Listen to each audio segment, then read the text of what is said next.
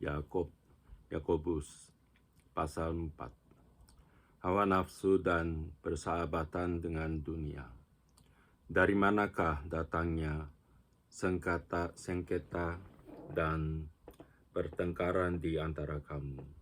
Bukankah datangnya dari hawa nafsumu yang saling berjuang di dalam tubuhmu?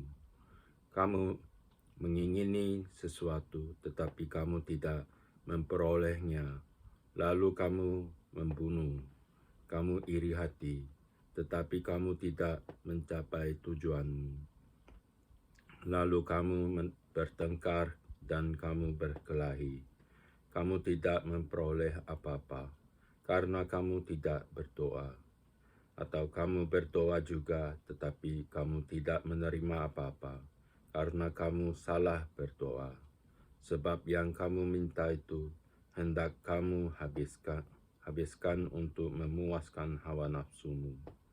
Hai kamu, orang-orang yang tidak setia, tidakkah kamu tahu bahwa persahabatan dengan dunia adalah permusuhan dengan Allah? Jadi barang siapa hendak menjadi sahabat dunia ini, ia menjadikan dirinya musuh Allah. Janganlah kamu menyangka bahwa kitab suci tanpa alasan berkata, roh yang ditempatkan Allah di dalam diri kita diingininya dengan cemburu, tetapi kasih karunia yang dianugerahkannya kepada kita lebih besar daripada itu.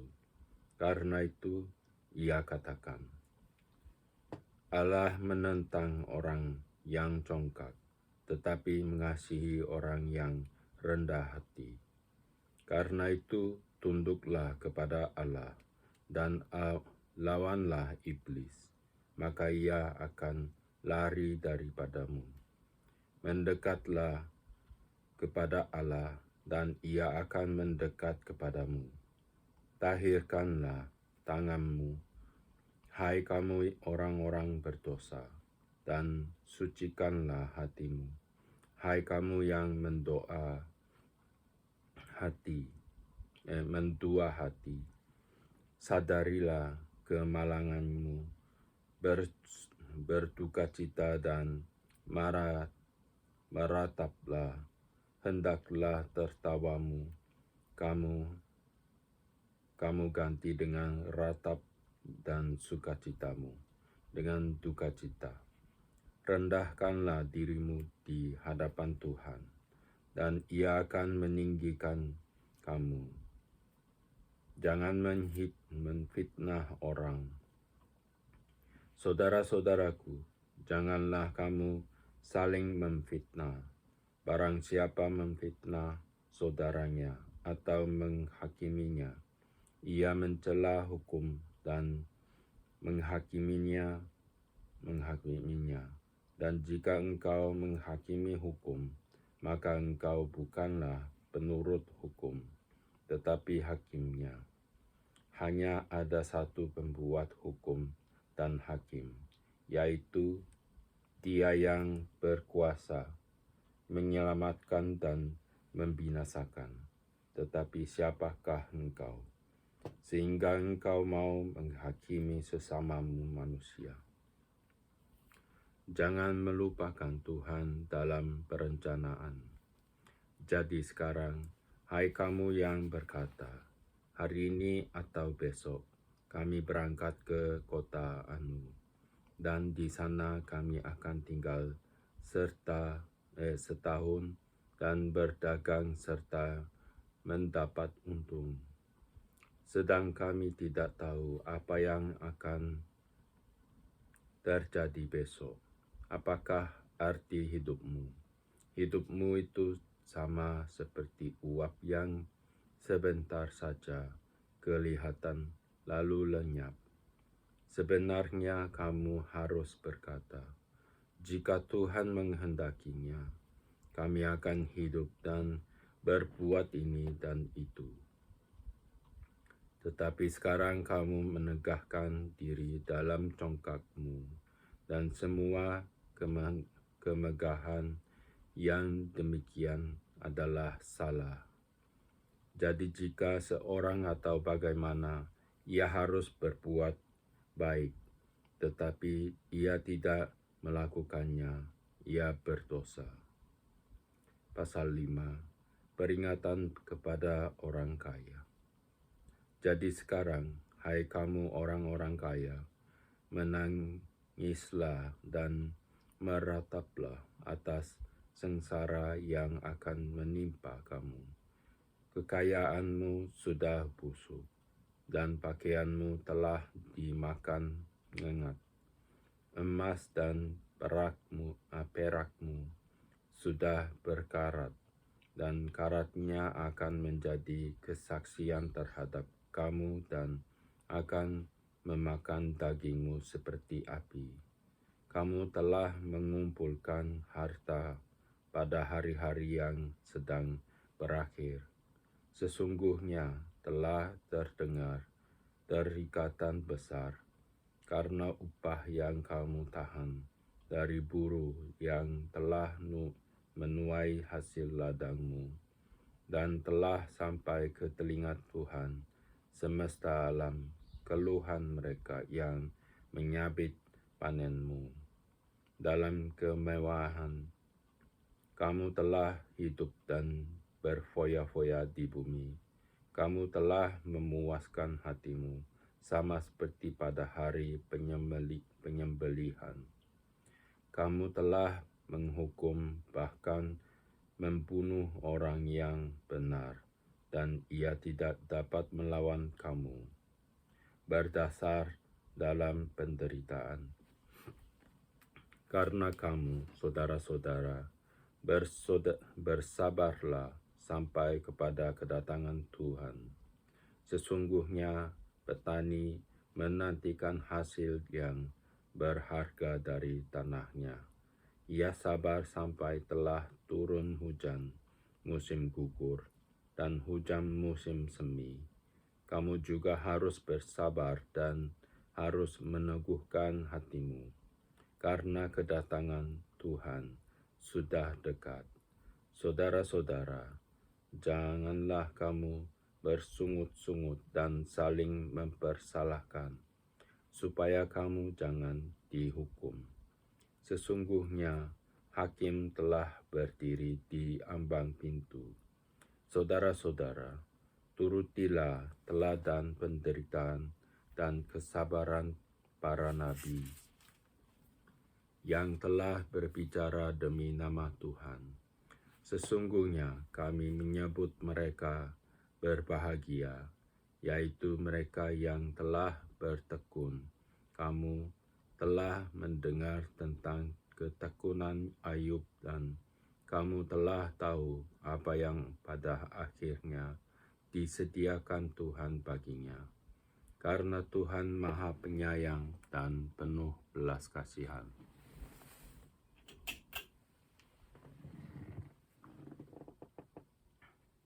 Mengenai sumpah dan doa untuk orang sakit. Tetapi yang terutama, saudara-saudara, janganlah kamu bersumpah demi sorga maupun demi bumi atau demi sesuatu yang lain. Jika ya, hendaklah kamu katakan ya. Jika tidak, hendaklah kamu katakan tidak, supaya kamu jangan kena hukuman. Kalau ada seorang di antara kamu yang menderita, baiklah ia berdoa. Kalau ada seorang yang bergembira, baiklah ia menyanyi. Kalau ada seorang di antara kamu yang sakit, baiklah ia memanggil para penatua jemaat, supaya mereka mendoakan dia serta mengolesnya dengan minyak dalam nama Tuhan. Dan doa yang lahir dari iman akan menyelamatkan orang sakit itu, dan Tuhan akan membangunkan dia. Dan jika ia telah berbuat dosa, maka dosanya itu akan diampuni. Karena itu hendaklah kamu saling mengaku dosamu dan saling mendoakan supaya kamu sembuh. Doa orang yang benar, bila dengan yakin didoakan, sangat besar kuasanya. Elia adalah manusia biasa, sama seperti kita, dan ia telah bersungguh-sungguh berdoa supaya hujan jangan turun. Dan hujan pun tidak turun di bumi selama 3 tahun dan 6 bulan. Lalu ia berdoa pula, dan langit menurunkan hujan, dan bumi pun mengeluarkan buahnya. Saudara-saudaraku, jika ada di antara kamu yang menyimpang dari kebenaran, dan ada seorang yang membuat dia berbalik, ketahuilah bahwa barang siapa membuat orang berdosa berbalik dari jalannya yang sesat, ia akan menyelamatkan jiwa orang itu dari maut dan menutupi banyak dosa. Surat Petrus yang pertama, pasal 1. Salam dari Petrus, Rasul Yesus Kristus, kepada orang-orang pendatang yang terbesar di Pontus, Galatia, Kapadokia, Asia Kecil, dan Bitinia, yaitu orang-orang yang dipilih sesuai dengan rencana Allah, Bapa kita, dan yang dikuduskan oleh Roh, supaya taat kepada Yesus Kristus dan menerima percikan darahnya. Kiranya kasih karunia dan damai sejahtera makin melimpah atas kamu. Pengharapan, iman, dan kasih.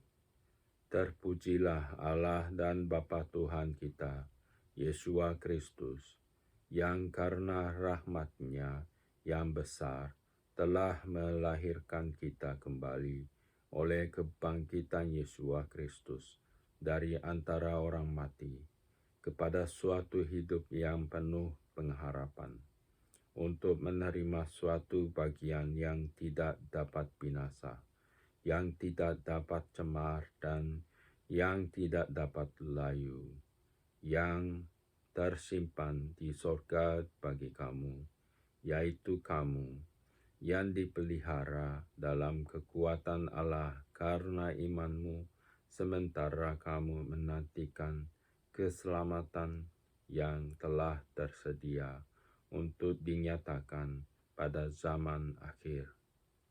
Bergembiralah akan hal itu, sekalipun sekarang ini kamu seketika harus berduka oleh berbagai-bagai pencobaan.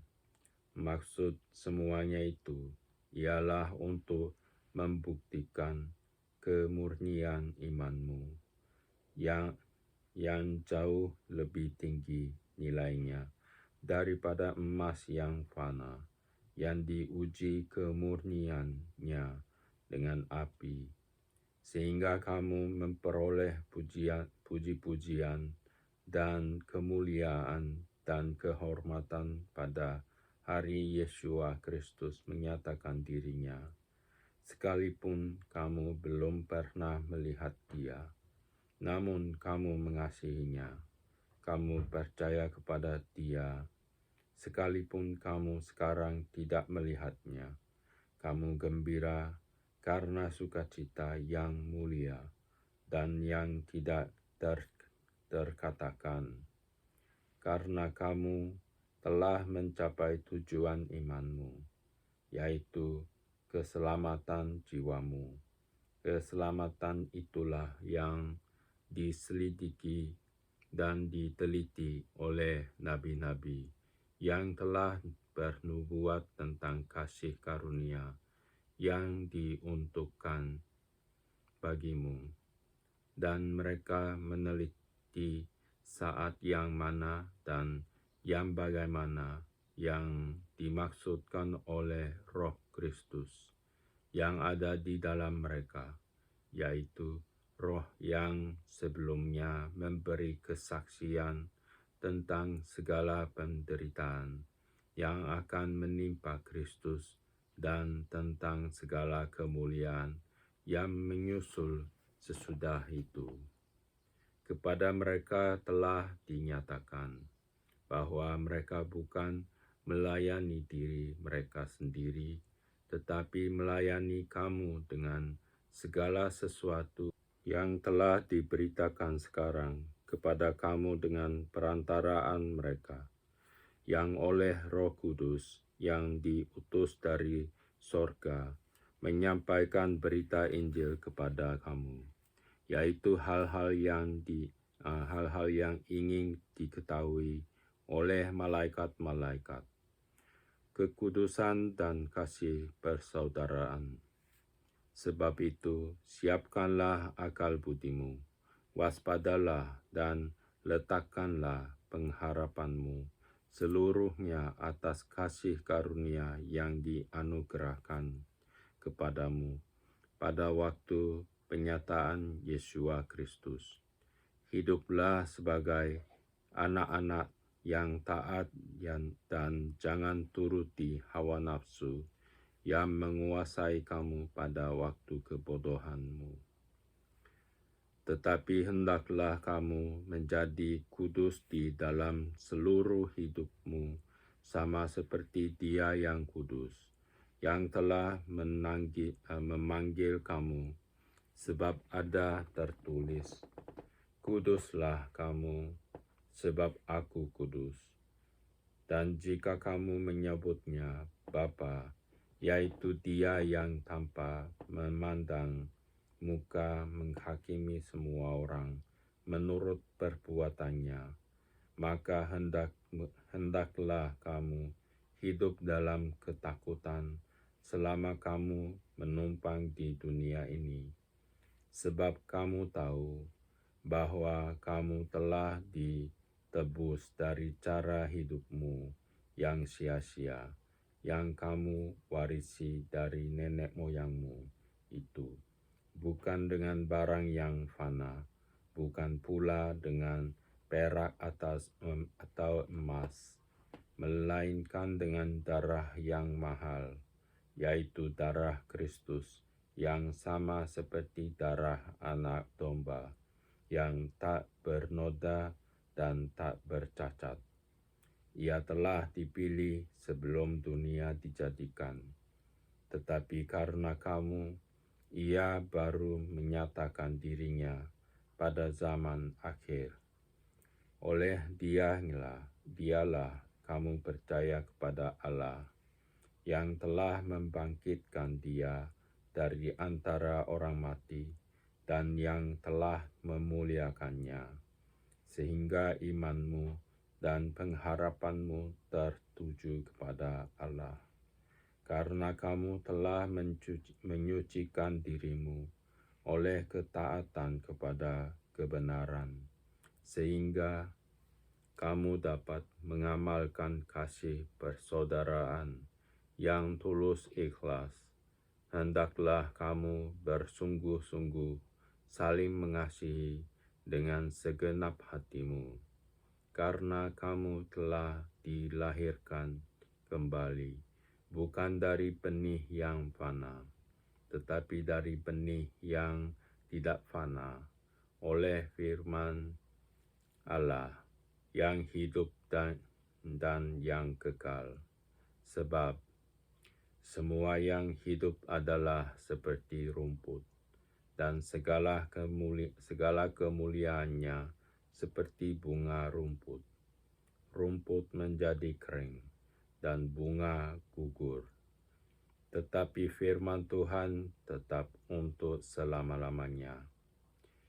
Inilah firman yang disampaikan Injil kepada kamu.